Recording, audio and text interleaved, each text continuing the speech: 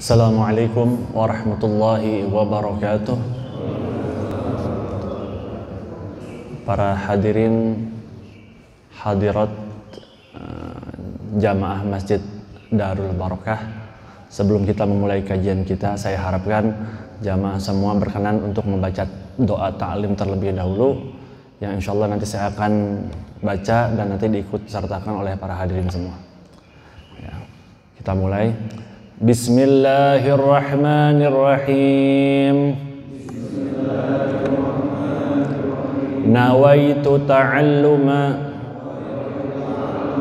wat ta'lima wan naf'a wal intifa'a wal ifadata wal istifadata wat tadhakkura والتذكير والحث على التمسك بكتاب الله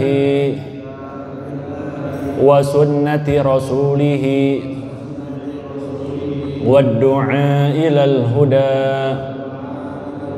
والدلالة على الخير ابتغاء وجه الله ورضاه وقربه وثوابه.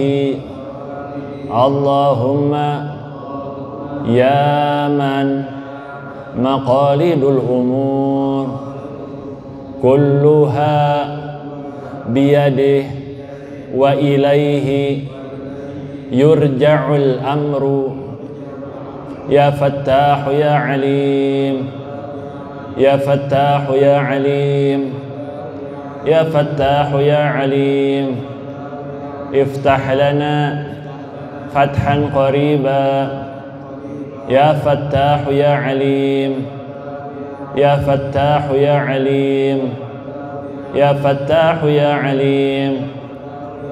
اللهم أغننا بالعلم وزينا بالحلم وأكرمنا بالتقوى وجملنا بالعافية يا أرحم الراحمين.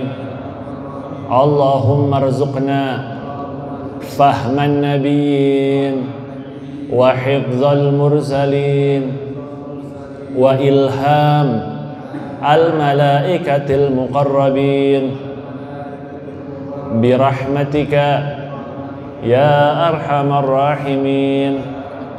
وصلى الله على سيدنا محمد وعلى آله وصحبه وسلم والحمد لله رب العالمين.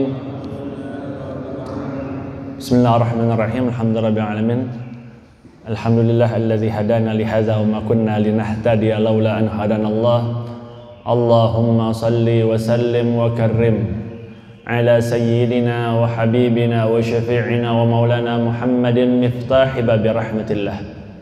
Adada ma fi ilmillah salatan wa salaman daimaini bidawami mulkillah wa ala alihi wa sahbihi wa man wala, amma ba'd.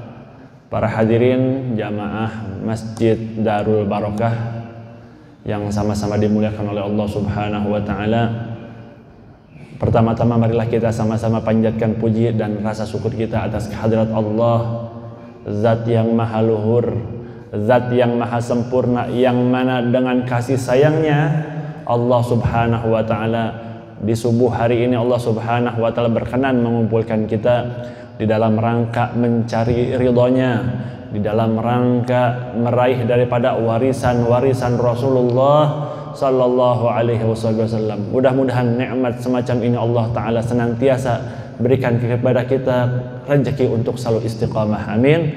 Allahumma amin. Salawat dan salam tak lupa kita haturkan kepada pemimpin kita, Nabi Agung, Nabi besar Muhammad sallallahu wasallam wa barak alaihi wa ala alihi.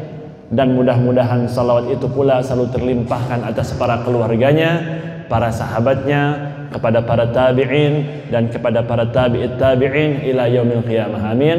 Allahumma amin. Hadirin jamaah masjid yang dirahmati Allah Subhanahu wa taala.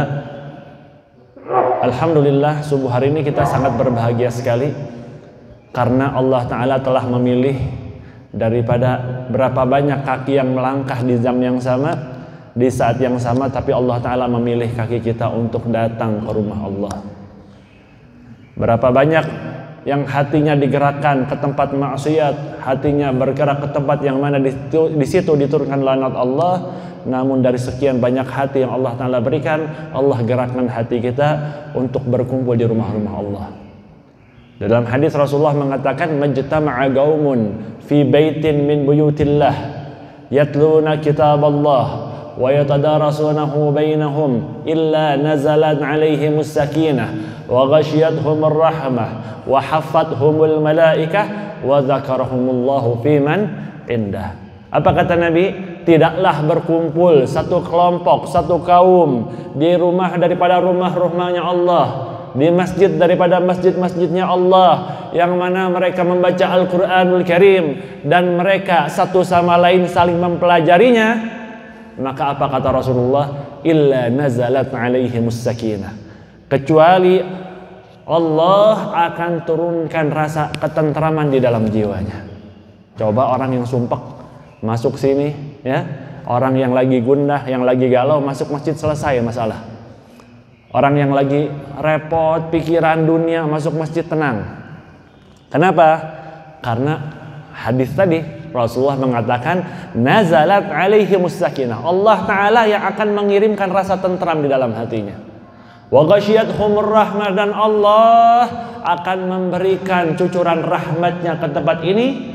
Wa haffathumul malaikah, dan mereka para penduduk-penduduk langit, mereka para malaikat-malaikat Allah Jalla Jalaluhu wa Ta'ala azamatuh, mereka bentangkan sayapnya untuk menaungi orang-orang yang ada di rumah Allah. Wa dzakarahumullahu fiman indah, dan yang paling penting dan paling utama, Allah banggakan dia di halayak makhluk yang ada di sekitarnya.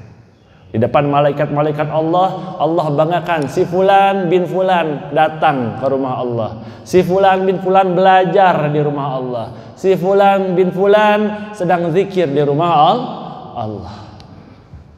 Jadi luar biasa, ya, Allah Ta'ala pagi hari ini telah memilih kita untuk berkumpul di rumah-rumahnya Allah. Wah, hadis Rasulullah juga mengatakan, idza marartum biryadil jannah farta'u, apabila kalian melewati daripada taman-taman surga, maka singgahlah di situ.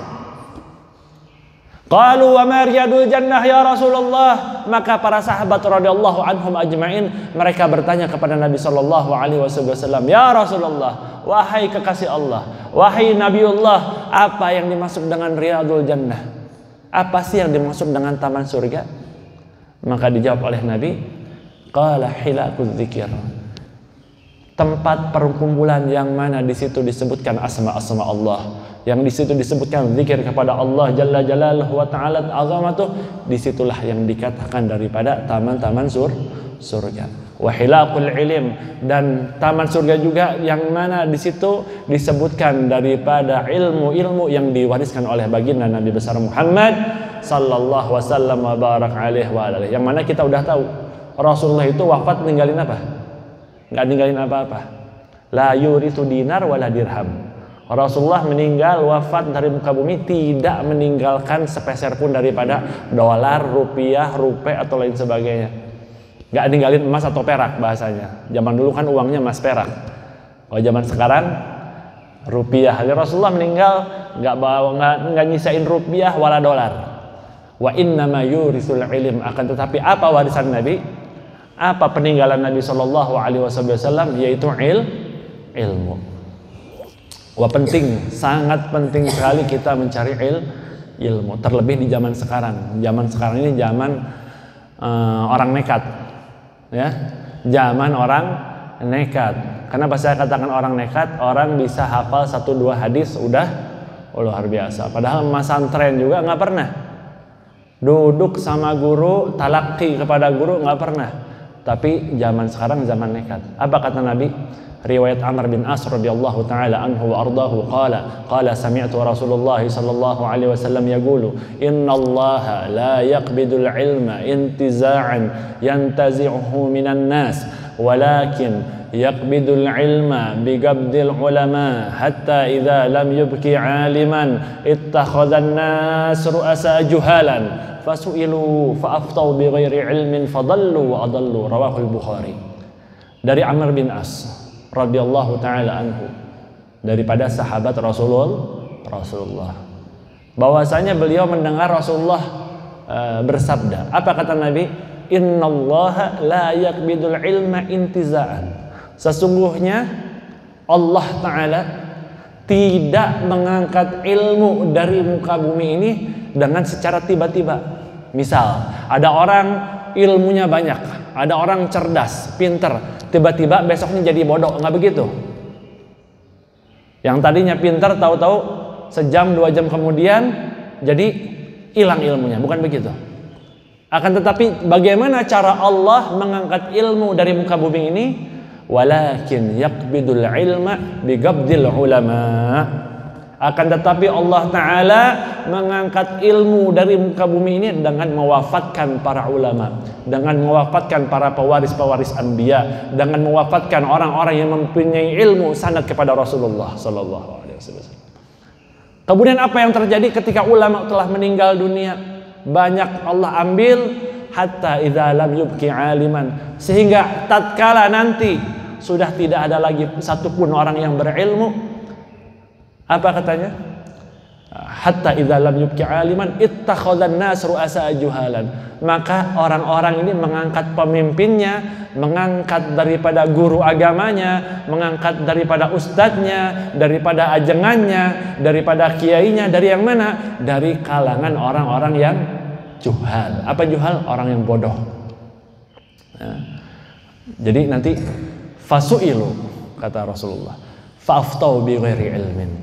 Nanti udah diangkat jadi kiai dia, dianggap menjadi tokoh, terus ditanya tentang masalah ilmu. Apa yang terjadi karena dia orang bodoh? Fa'aftau bi ghairi ilmin, dan dia akan berfatwa dengan tanpa ilmu. Fadallu wa adallu. Kalau dah menemukan zaman seperti ini, kata Rasulullah, fadallu wa adallu, zaman yang sesat lagi menyesatkan. Oleh sebab itu Imam Syafi'i bilang lausakatal jahil la amanatid dunya. Seumpamanya orang bodoh itu diam, maka dunia tentram, nggak ada huru hara. Kenapa sekarang perbedaan? Wah, repot. Ada yang kunut, ada yang nggak kunut, dibikin repot. Itu udah dari zaman dulu, zaman Imam Syafi'i, Imam Malik, Imam Ahmad bin Hanbal dan seterusnya. Itu udah zaman biasa. Zaman sekarang kenapa diangkat lagi? Karena banyak orang yang tidak belajar. Orang belajar legowo. Semakin tinggi ilmu seseorang, semakin legowo. Kok ini kunut dari zaman dulu udah.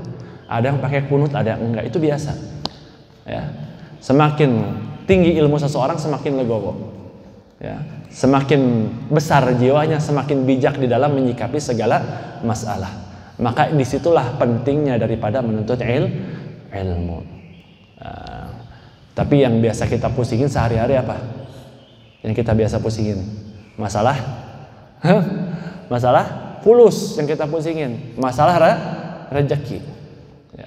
Padahal diriwayatkan oleh an Abi Abdurrahman Abdullah bin Mas'ud radhiyallahu taala anhu qala haddatsana Rasulullah sallallahu alaihi wasallam wa huwa shadiqul masduq inna ahadakum yujma'u khalquhu fi batni ummihi nutfatan 40 yawman nutfatan thumma yakunu 'alaqatan mithla dhalik thumma yakunu mudghatan mithla dhalik fayursalu ilaihil malak fayanfukhu fihi ruh wa yu'maru bi katbi rizqihi wa yu'maru bi arba'i kalimatin bi katbi rizqihi wa ajalihi. Dari Abdullah bin Mas'ud. Siapa Abdullah bin Mas'ud itu? Sahabat Rasulullah. Tingginya segini. Tingginya kecil Abdullah bin Mas'ud. Termasuk Abdullah bin Mas'ud ini yang membunuhnya Abu Jahal. Abu Jahal itu besar banget badannya. Tapi yang ngebunuhnya siapa? Nah, bukan ngebunuhnya apa? Finishingnya sama Abdullah bin Mas'ud. Sebenarnya ngebunuh ada 2 orang pemuda yang kakak beradik itu ngebunuh Abu Jahal. Tapi finishingnya sama Ibn Mas'ud. Kecil, 1 ziro. Di dalam kitab dikatakan ziro. Apa ziro itu? 1 hasta tingginya. Itu Abdullah bin Mas'ud. Kalau pakai pakaian tuh wangi banget. Apa kata Ibnu Mas'ud? Rasulullah SAW bersabda, sesungguhnya kamu ketika di dalam kandungan ibumu usia 40 hari, itu dipertemukan antara sperma ayahmu dan ovum daripada ibumu. Artinya pertemuan sperma dengan ovum itu 40 hari pertama. Ya. Tsumma yakunu 'alaqatan mithla dzalik. Kemudian 40 hari berikutnya dari pertemuan sperma dengan ovum berubahlah menjadi gumpalan darah. Kata Rasulullah. Tsumma yakunu mudghatan mithla dzalik. Kemudian setelah 40 hari berikutnya lagi, ya 4 tambah 4 tambah 4, 120 hari menjadi mudghatan. Apa mudghatan? Gumpalan daripada gumpalan daging. Udah ada bentuk-bentuknya dikit. Maka apa yang terjadi? Malaikat-malaikat Allah diperintahkan oleh Allah Subhanahu wa taala, fayursalu ilaihil malak. Diutus sama Allah Subhanahu wa taala untuk apa? Fayanfukhu fihi ruh, untuk meniupkan ruh kepada jabang bayi tersebut. Untuk ditiupkan ruh kepada jabang bayi tersebut. Pertanyaannya tadi berapa? 40 hari pertama. 40 hari kedua jadi gumpalan darah. 40 hari ketiga menjadi gumpalan daging. Berapa hari jumlahnya? 120 hari. 120 hari sama dengan berapa bulan? 4 bulan. Makanya suka ada orang acara 4 bulanan. Ya. Apa dalil mereka? Karena ketika 4 bulan itu malaikat diutus oleh Allah Subhanahu wa taala untuk meniupkan ruh. Supaya jabang bayinya mendengar kalimat-kalimat baik, maka dibikinlah acara 4 bulanan. Ya, supaya awal kalimat yang terdengar ayat-ayat Al-Qur'an, salawat kepada Nabi, untuk zikir kepada Allah Subhanahu wa taala. Pun orang yang nggak mau 4 bulan nggak ada masalah juga. Ya, ada orang 4 bulanan, ya ini dalilnya. Orang nggak mau 4 bulanan mungkin belum paham dalilnya, nggak ada masalah. Ya. Kemudian apa lagi yang terjadi? Fayanfukhu firruh wa yu'maru bi 4 kalimatin. Kemudian malaikat Allah taala perintahkan untuk apa? Bikat birizkihi, untuk catat rezekinya. Kemudian setelah itu wa ajalihi, dan ditulis juga ajalnya. Ini luar biasa, kata-katanya bersandingan. Rezeki dan ajal. Rezeki yang kita cari, ajal yang kita jauhi. Benar nggak? Rezeki, kalau ngomongin rezeki dari pagi ketemu pagi lagi nggak capek. Tapi kalau ngomongin ajal, kita paling takut. Kenapa? Kita sadar diri kita nggak punya bakal. Di antara rezeki yang Allah Ta'ala berikan kepada kita apa? Yaitu rezeki sehat. Ya. Rezeki nggak semacam materi saja. Kadang orang memikirkan rezeki itu apa? Bentuknya uang. Ya. Bentuknya apa? Rezeki mobil mewah, rumah mewah. Nggak mesti begitu. Rezeki paling luar biasa selain nikmat Islam dan iman, yaitu rezeki sehat. Saya mau tanya sama sama bapak-bapak yang hadir di sini. Misal ada orang yang sudah stadium 4 di rumah sakit, dikasih 1 miliar tukeran, mau nggak kita duduk di sana kasih infus? Hah? Mau nggak kira-kira? Nggak mau. Dikasih 2M deh tukeran sama orang udah stadium 4 kanker. Tukeran sama yang di Muhammadiyah atau Hasan Sadikin, kita tukeran, kita jadi pasiennya. Mau nggak? Nggak mau, karena nikmat sehat itu luar biasa, nggak akan terbayar dengan fulus. Ya. Orang kadang bingung, capek-capek cari kerja, nyari duit, nggak mikir kesehatan. Begitu udah banyak duitnya buat kesehatan juga, sama-sama aja bohong. Ya, cari duit apa nggak mikir sampai kesehatannya dia nggak pikirin. Mau kena hujan, mau kena panas, mau segala macam. Pagi ketemu pagi, malam ketemu malam. Ya, begitu udah dapat uangnya dia sakit, untuk obat juga. Jadi rezeki itu la yazidu wa la yanqus. Kalau hari itu kamu dapatnya cuma 100.000, mau sampai botak sariawan kita cari tetap dapatnya 100.000, itu rezeki. Ya. Apa katanya? Alladzi li ghairik la yasilu ilaik. Sesuatu yang sudah ditakdirkan untuk orang lain nggak akan sampai kepadamu. Kita suka capek-capek. Udah rezeki udah ditentuin. La yazid wa la yanqus. Fulan bin fulan nggak akan wafat kecuali telah memakan sekian liter daripada beras. Setelah makan berapa kilo daripada daging-dagingan. Setelah makan beberapa kilo daripada buah-buahan, itu udah dicatat rezekinya. Tapi kita pusing. Itu hadisnya. Bikat birizkihi. Ya, udah dijelaskan oleh Rasulullah. Wa ajalihi. Dan ditentukan ajalnya. Idza jaa ajaluh la yastaqdimu sa'atan wa la yastakhirun. Apabila seseorang telah datang ajalnya, maka tidak akan dimajuin dan tidak akan pernah dipending. Jamnya, detiknya, siang malamnya udah ditentukan oleh Allah Subhanahu wa taala. Pertanyaannya, bekal apa yang kita udah bawa nanti ke akhirat? Bekal apa yang kita persiapkan untuk menghadap Allah Subhanahu wa taala?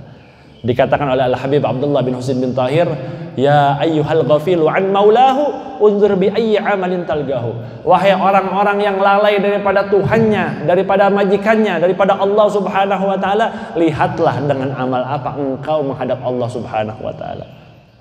Ya. Udah kenal siapa Nabi Muhammad? Belum.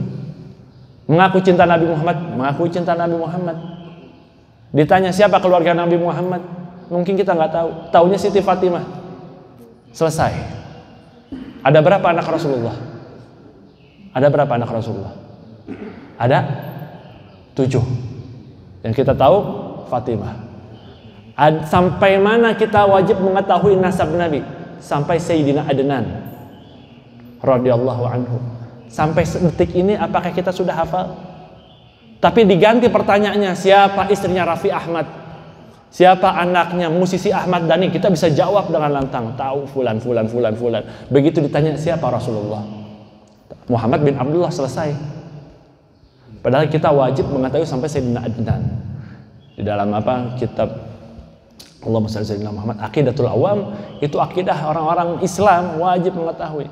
Muhammad bin Abdullah bin Abdul Muttalib bin Hashim bin Abdu Manaf bin Qusay bin Kilab bin Murrah bin Ka'ab bin Lu'ay bin Ghalib bin Fihr bin Malik bin Nadar bin Kinanah bin Khuzaimah bin Mudrikah bin Ilyas alaihissalam wa azkassalam bin Mudar bin Nizar bin Ma'ad bin Adnan alaihissalatu wassalam.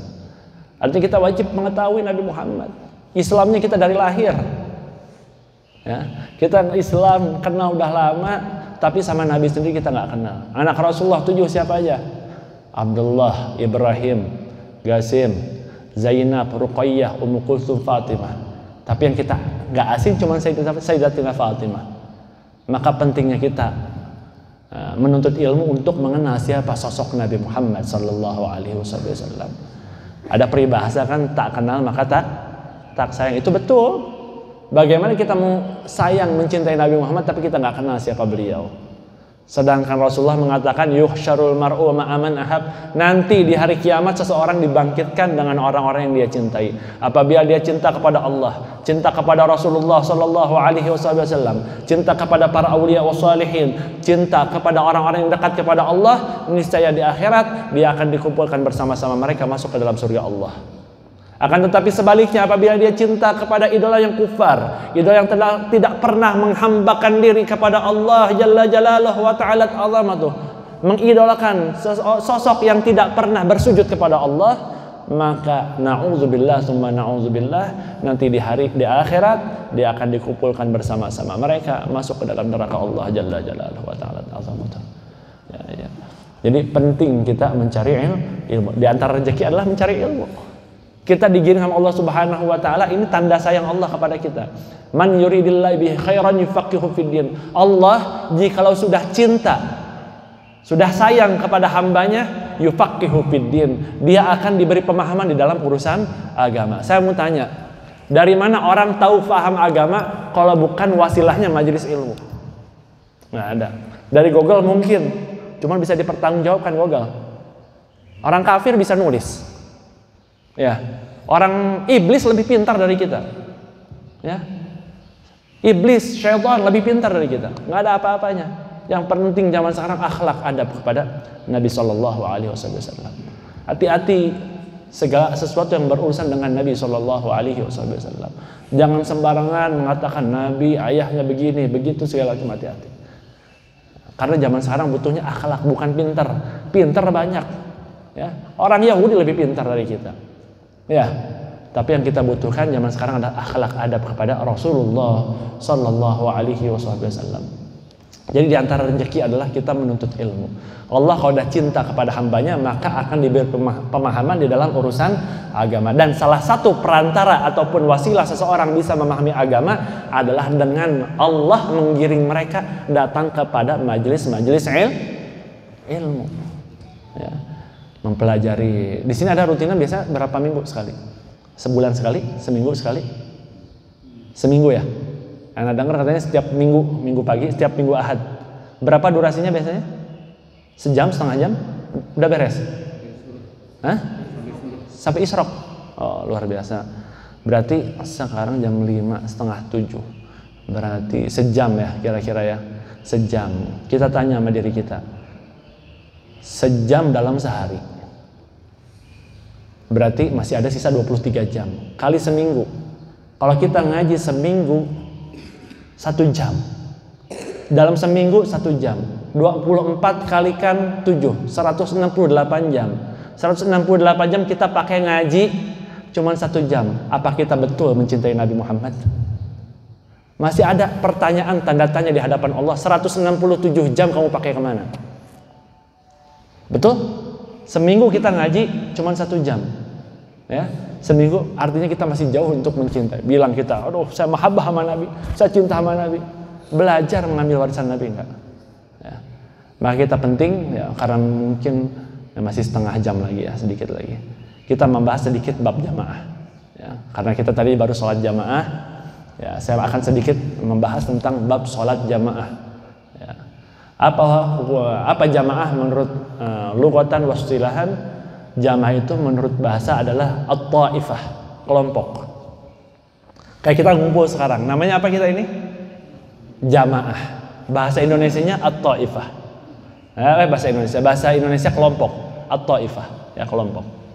Jadi ada orang misalkan ya, ketabrak terus orang ngeriung di sana. Namanya jamaah nggak? Itu jamaah secara bahasa. Ya. Ada orang misalkan apa? Nah, pokoknya lagi ngumpul di halte bis, nungguin bis semua. Itu namanya jamaah nggak? Jamaah secara bahasa. Artinya orang ngumpul-ngumpul namanya jamaah.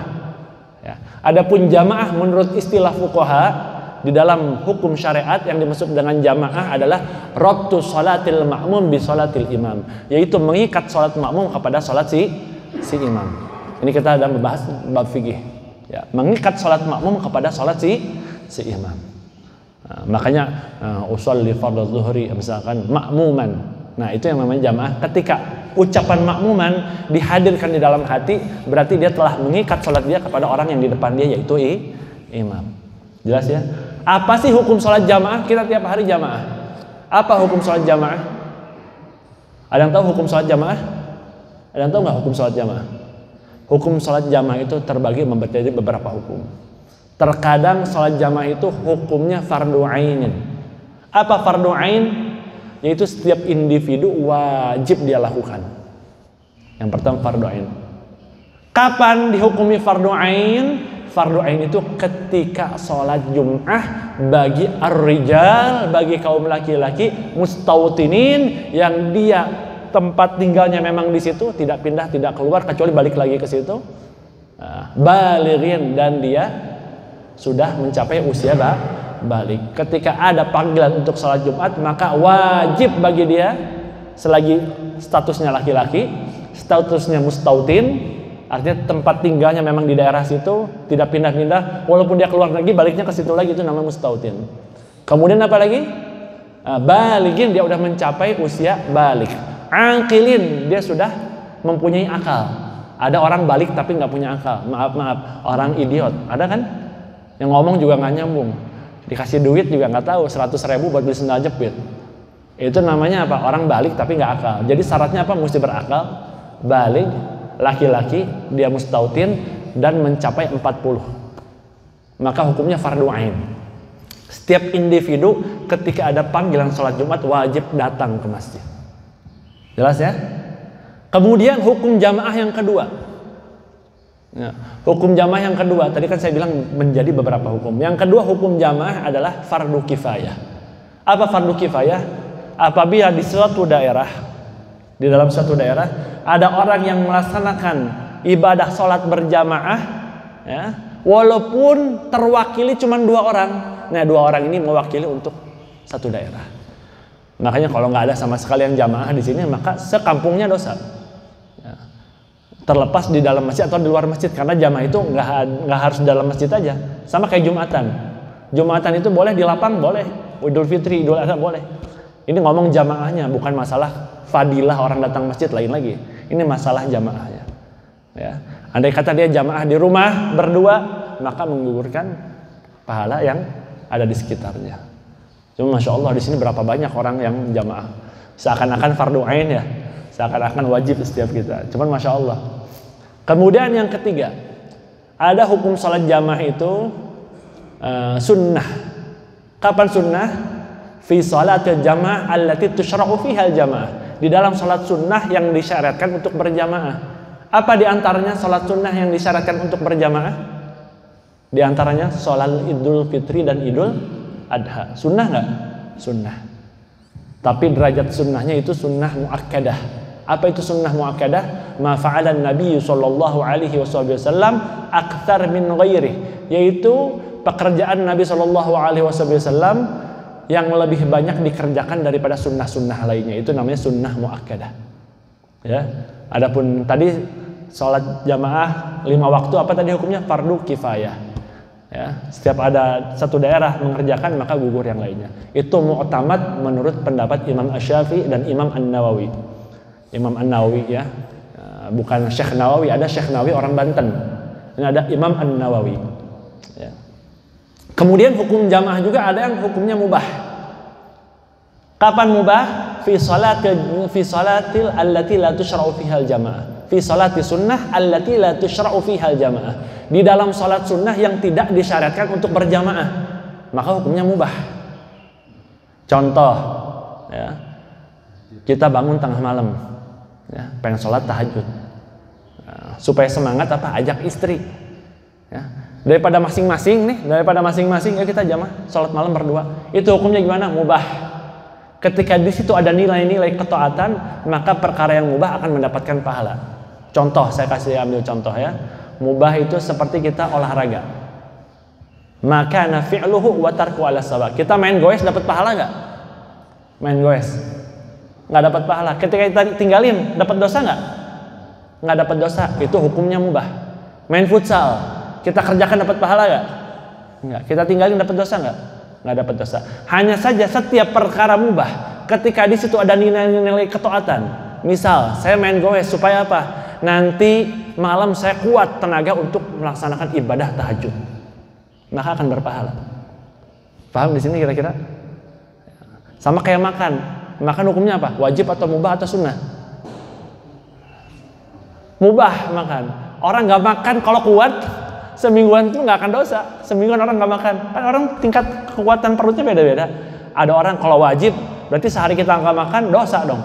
Ada orang 2 hari irit, saking kopetnya nggak mau belat makan sendiri juga. Ini nggak ada masalah, mubah. Ya, lakin idza nawa bi aqlihi wa li ta'atillahi lahu magat. Nah, itu di dalam kitab Safwatuz Zubat karya Syekh Ahmad bin Ruslan. Jadi hukumnya mubah. Nah, perkara mubah ini ketika ada nilai ketaatan maka akan mendapatkan pahala. Kayak tadi, sholat tahajud, daripada sendirian ajak istri deh, kita jamaah sama-sama supaya semangat sholatnya, maka akan mendapatkan pahala. Dan jamaah juga ada yang hukumnya haram.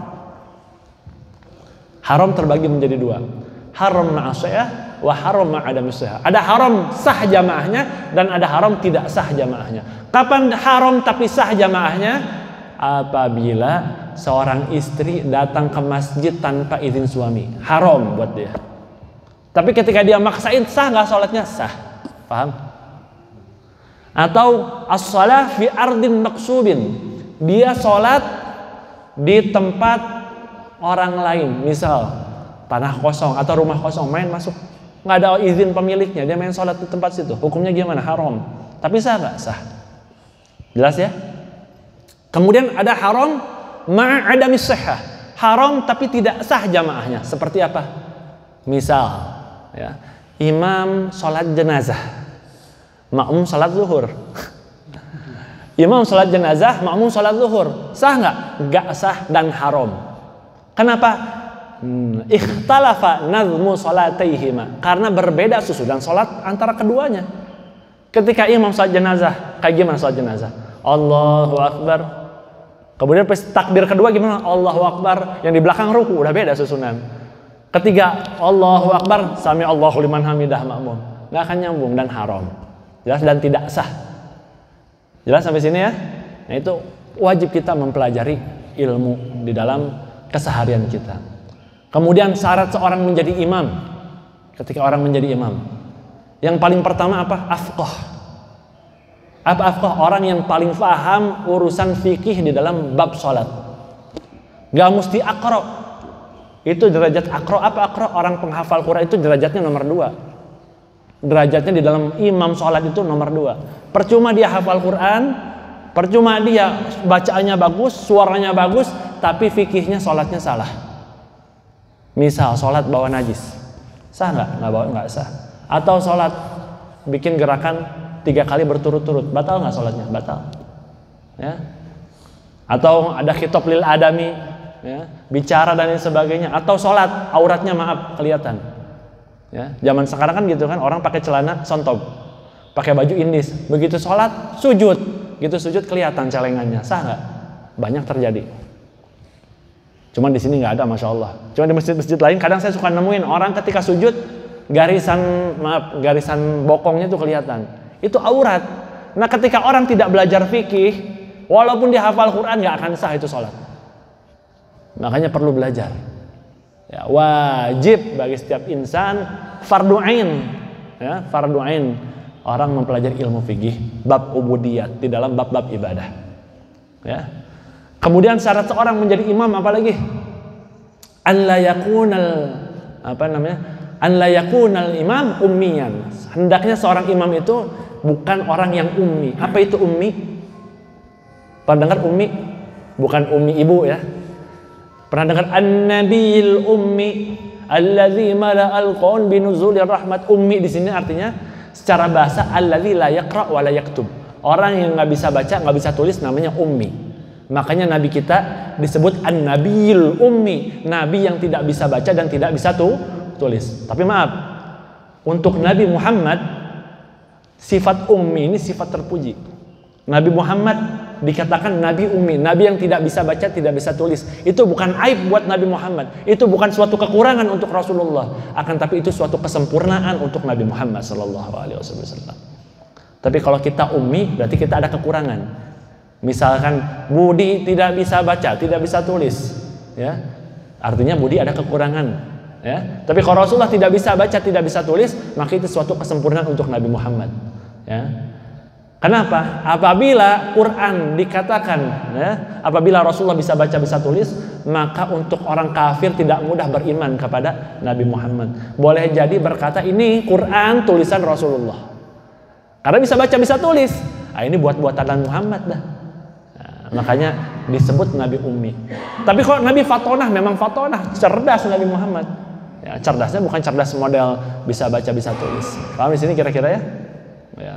An-Nabil Ummi. Akan tetapi Ummi di dalam bab fikih ini adalah orang alladzi la yaqra fasihan lil Fatihah. Itu orang yang enggak bisa baca Al-Fatihah dengan fasih. Ya. Ada berapa huruf di dalam Al-Fatihah? 156 huruf dengan bacaan Maliki Yaumiddin. Ada yang mengatakan 155 huruf dengan bacaan Maliki Yaumiddin. Kemudian ada huruf berapa yang tidak ada dalam Fatihah? Ada 7 huruf yang tidak ada dalam huruf Fatihah. Sabu hurufin kharajat min Fatihah, sajin khazin syazin atat mutatabi'ah. Ada 7 huruf yang keluar daripada surat Al-Fatihah.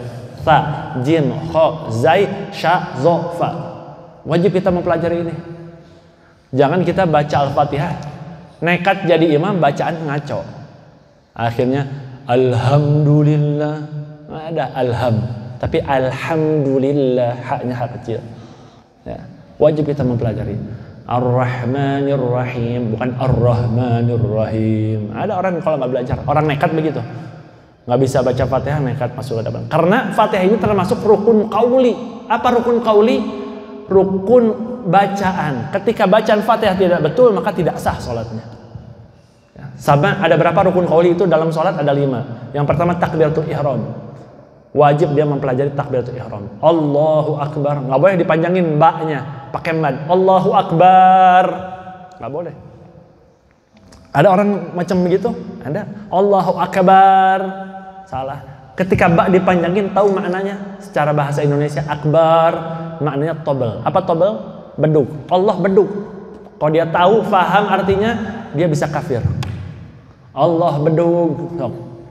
Makanya perlu kita mengatakan Allahu Akbar. Jangan Allahu Akbar. Kemudian rukun qauli yang kedua adalah pembacaan surah Al-Fatihah. Ya, dengan huruf-hurufnya yang ada 156 huruf dengan tasdid yang ada dalam Fatihah. Ada berapa tasdid dalam Fatihah? Ada 14 huruf. Wajib kita baca semua. Bismillah dalam lam jalalah, Ar-Rahman Ar-Rahim pada ro dan ro. Alhamdulillahi Rabbil Alamin pada lam jalalah dan ba. Ar-Rahman Ar-Rahim ro dan ro itu wajib dibaca. Tasdid yang gambarnya elang kebalik. Kalau orang ngelukis elang kan gini, anak-anak dibalik. Itu tasdid wajib dibaca. Ya. Dan makharijul hurufnya mesti jelas. Nggak boleh kita baca Alhamdulillahi Rabbil Alamin. Alamin sama alam beda. Ketika ain sama hamzah maknanya beda. Ketika alam pakai ain, alam artinya apa? Jagat raya. Allah Tuhan jagat raya. Ya kan? Alhamdulillah segala puja bagi Allah Rabbil Alamin, Tuhan semesta alam. Ketika pakai alam artinya apa? Sakit. Maha suci Allah yang maha sakit. Alam. Alam itu orang sakit, alam. Ada juga bahasa Arabnya wajah. Nah itu pentingnya orang belajar. Maka sampai makhraj huruf pun diterangkan oleh para ulama-ulama terdahulu. Ya, jadi singkat, ya, kita di sini kita mengambil faedah bahwasanya penting mempelajari ilmu sholat juga. Karena keseharian kita ya, sehari 24 jam nggak lepas dari sholat. Walaupun sholat kita subuhnya 5 menit, zuhur 5 menit, asar 5 menit, maghrib 5 menit, isya 5 menit, 25 menit dari 24 jam. Ya. Cuman disuruh 25 menit kita ingat Allah. Masih salah lagi. Repot. Ya. Maka dari itu mudah-mudahan dengan berkumpulnya kita di rumah Allah pada pagi hari ini, Allah membukakan hati kita untuk senantiasa mencari ilmu Allah Subhanahu wa taala. Allah taala gugurkan segala dosa-dosa kita, dosa kedua orang tua kita, dan tidaklah kita keluar dari tempat ini melainkan di dalam keadaan Allah Subhanahu wa taala menginginkan kebaikan pada diri kita, sehingga kita dijadikan insan yang lebih pandai di dalam mengevaluasi diri, sehingga hari ini lebih baik dari hari kemarin dan hari esok lebih baik daripada hari ini. Bijahin Nabi sallallahu alaihi wasallam. Al-Fatihah. A'udzubillahi minasyaitonirrajim. Bismillahirrahmanirrahim. Alhamdulillahi rabbil alamin arrahmanir rahim maliki yaumiddin. Iyyaka na'budu wa iyyaka nasta'in. Shiratal ladzina an'amta 'alaihim ghairil maghdubi 'alaihim waladdallin. Mungkin dari hadirin ada yang mau bertanya di sini? Tafadhal. Waalaikumsalam. Terkait salat berjamaah. Salat jamaah. Pernah kejadian di suatu ketika saya punya teman yang di kemudian hari saya tahu bahwa beliau memiliki akidah yang berbeda, yaitu beliau Syiah. Dan saya beberapa kali karena interaksi yang cukup intens waktu kuliah, saya bermakmum dalam sholat ke beliau. Apakah sholat saya sah, atau kalau tidak sah apakah saya perlu mengkodok sholat tersebut, sedangkan saya juga lupa sholat apa saja yang dulu pernah saya bermakmum, karena ya sering di kampus sampai itu. Pertanyaan yang kedua, sahnya pembacaan Al-Fatihah. Misalnya kita mendengar imam seperti nyanyi, bacaan Al-Fatihahnya tidak betul. Kita tahu kita harus bersikap seperti apa. Sampai ke misalnya, apakah misalnya pembacaan yang harusnya 2 harokat terus jadi panjang lebih dari 2 harokat itu mempengaruhi termasuk kesalahan atau tidak, bagaimana? Ya. Jadi pertanyaan bagus sekali. Yang pertama, saya punya teman ya, setelah obrolan setelah intens mengetahui kalau dia itu akidahnya Syiah. Yang pertama, Syiah itu macam-macam, ada Syiah Zaidiyah, ya, ada apa, macam-macam Syiah kan. Nah kita tahu dulu rukun sholat mereka kayak gimana. Kalau kita tahu ya, karena udah intens kan ke teman sendiri, kita tahu rukun sholatnya sama nggak dulu. Ya, kita lihat dulu. Karena kan Syiah di Indonesia mungkin nggak separah di Iran juga. Ada juga Syiah, cuma yang namanya Syiah semuanya salah Syiah. Kan Syiah itu punya akidah mengkafirkan Ahlul Bait sebagian ya. Ada juga yang nggak sampai lain Ahlul Bait mengkafirkan sahabat. Dan itu nggak boleh. Ya, itu Syiah. Maka hukumnya gimana katanya? Kalau kita tahu sholatnya sama, zuhurnya berapa 4 rakaat. Ada Syiah juga yang rukunya beberapa kali. Saya pernah nemuin tuh. Waktu di Dubai, saya ketemu sama orang Arab, orang Saudi. Tapi aneh juga orang Saudi jarang Syiah. Ini Syiah. Rukunya beberapa kali. Udah beda susunan sholatnya, itu udah jelas nggak sah. Nah tapi kalau ketika dia tasyayyu sama Syiah beda. Apa tasyayyu? Obrolannya seakan-akan seperti Syiah, tapi dia nggak paham itu Syiah apa. Dia bukan akidah Syiah, hanya dia obrolannya seperti Syiah. Ngomonginnya ceritanya tentang Imam Ali terus misalkan ya. Ketika orang ngomongin Sayyidina Ali, jangan kita vonis langsung dia Syiah. Karena Sayyidina Ali itu siapa? Menantu Rasulullah, sepupu Rasulullah, sahabat Rasulullah yang dikatakan ana Madinatul Ilm wa Ali babuha. Saya ini kota gudangnya ilmu dan pintunya adalah Sayyidina Ali. Itu dipuji sama Rasulullah. Jangan kita asal nyablak ngomongin Imam Ali, Sayyidina Ali langsung dibilang Syiah. Itu salah juga. Nah, kalau kita tahu akidahnya udah salah, kita ngomong intens, maka gimana hukumnya? Di dalam sholat kita, maka jamaahnya tidak sah. Ketika jamaah tidak sah, wajib diqodho nggak? Wajib diqodho. Hanya saja diqodho di sini bukan alal for. Seperti contoh gimana ya? Dalam uzur sholat. Uzur sholat itu kan 2. An-naum wa nisyan. An-naum wa nisyan. Atau contoh jangan uzur sholat deh. Contoh di kereta.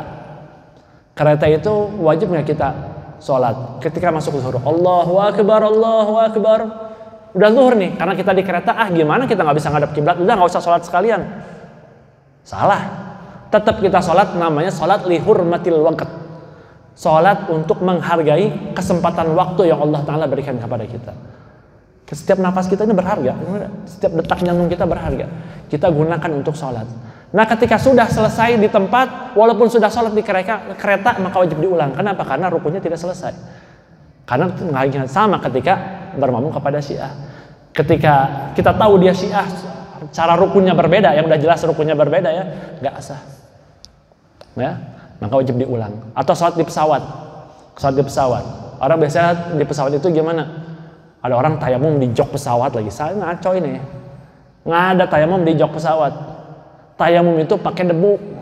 Kalau joknya berdebu ya boleh kita tayamum. Atau nggak usah di pesawat karena ada air. Ngapain kita tayamum? Di pesawat ada air. Ya. Sholat kita di pesawat. Walaupun misalkan pakai wudhu sekalipun. Gimana hukumnya? Nanti wajib diulang. Kenapa? Salah satu rukun sholat tidak terpenuhi apa? Menghadap kiblat dan tidak yastaqiru fil ard. Tidak menetap di bumi, ngapung nggak jelas.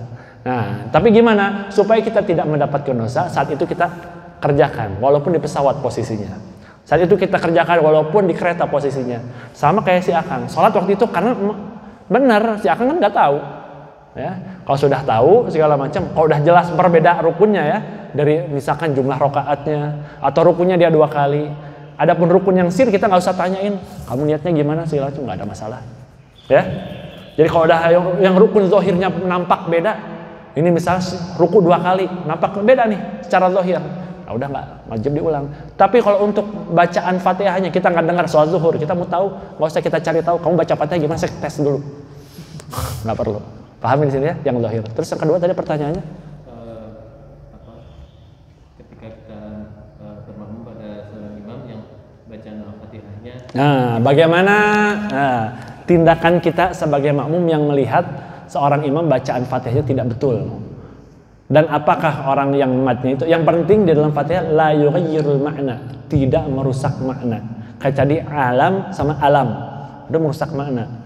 Ya, Allahu Akbar. Nah, itu kalau harokat 1 harokat 2 itu mengurangi. Mengurangi maka tidak sah. Maka sadar diri ketika belum betul baca Fatihahnya, jangan jadi imam.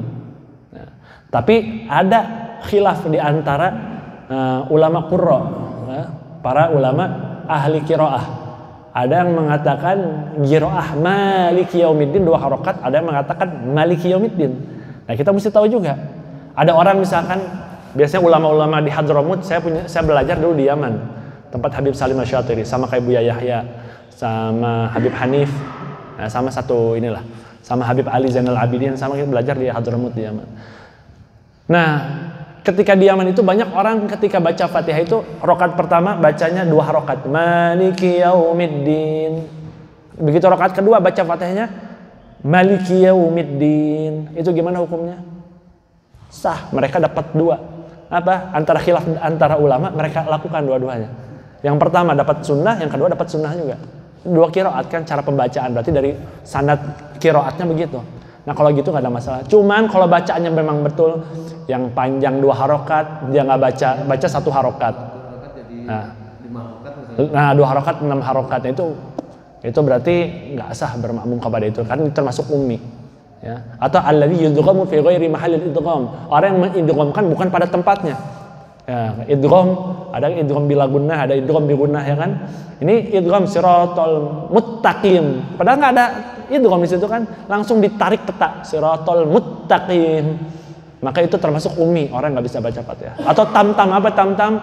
Orang yang selalu mengulang-ulang bacaan. Siratal ladzina an'amta ta alaihim ghairil maghdubi. Ada yang gitu, maksudnya orang-orang yang gitu, gagap lah bahasanya. Untuk jadi imam nggak bisa, karena dia mengulang-ulang. Itu namanya tam-tam bahasa fikihnya.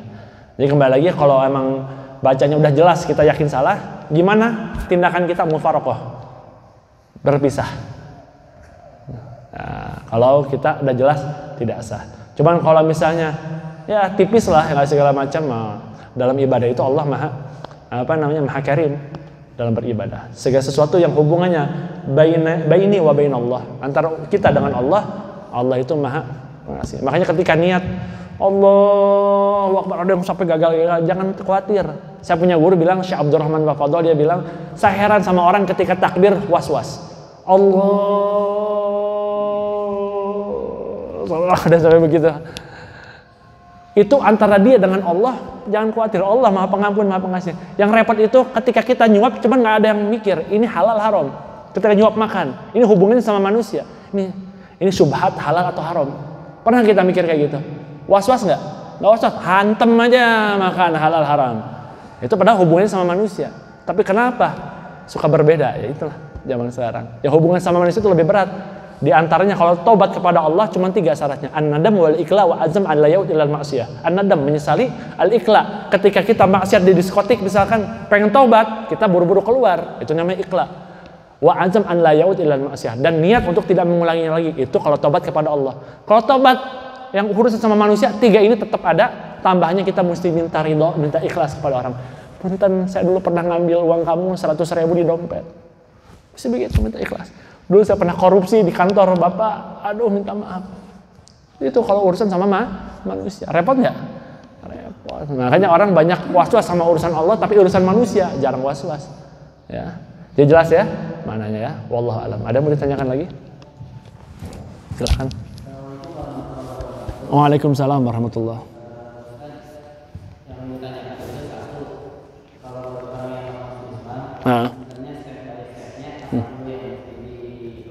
Yang kedua, apakah sama juga dengan kalau misalkan kita mengajarkan kepada anak kita, jadi cara belajar dari orang yang paham dengan cara kita mengajar kepada anak, apakah sama? Kalau itu atau Ya. Masya Allah. Jadi kebenaran kita ya, saya baru 3 bulan berjalan di majelis. Saya baru punya majelis kajian umum tuh baru 3 bulan terakhir. Biasanya ngaji itu ngaji kitab kuning, biasanya intern aja. 5 orang, 4 orang, saya baru bukan kajian. Alhamdulillah kemarin ada yang masuk Islam juga. Via Instagram. Ya, mungkin kalau antum semua yang muda-muda misalnya punya Instagram, silahkan ntar boleh di-add juga ya. Gaskan.bdg itu kajian kita. Nah, ini gimana? Ada yang baru masuk Islam kemarin. Orang Chinese. Jadi gimana caranya ketika udah masuk Islam, pertama dia dengan syahadatnya udah alhamdulillah. Ya, jangan kita langsung beratkan juga. Maka mulai seperti dasar, seperti layaknya anak-anak. Ketika anak-anak, gimana yang kita ajarkan? Wudunya dulu. ya, yang betul. Ya. Kemudian yang paling inti dalam yang keseharian kita sholat 5 waktu tuh. Kita ajarkan yang pentingnya daripada bacaan sholat yang 5 tadi. Rukun qaulinya kita mesti betulin. Ya apa? Takbiratul ihram, baca Al-Fatihah. Kemudian tasyahud akhirnya mesti betul. Sholawat di dalam tasyahud akhir dan salam itu rukun qauli namanya 5. Terus rukun fi'linya ada berapa? Ada 12, ada mengatakan 11. Ya, diantaranya dalam sholat itu nggak boleh goyang-goyang. Ya, 3 kali gerakan dalam sholat gimana? Batal. 3 gerakan besar, berbeda 3 gerakan kecil. Ya, kalau 3 gerakan kecil, 3 gerakan. Kalau gerakan-gerakan kecil dalam sholat tidak batal. Ada berapa? Ada 7. Fasyafatun wal udhun wal lisanu wal zakanu wal jaknu wal bananu. Tahrikuhunna intawali wa kasur bi ghairi udhrin fi sholati la yadur. Fasyafatun, kalau bibir gerak-gerak dalam sholat batal nggak? Nggak batal. Ya, bibir. Wal udhnu telinga nggak batal. Fasyafat wal lisanu lidah berkali-kali gerak nggak batal. Wa zakarun kemaluan. Wa jaknu kelopak mata. Orang kicep 1000 kali dalam sholat nggak batal. Wal bananu jari. Nah kita ajarkan hal-hal yang keseharian.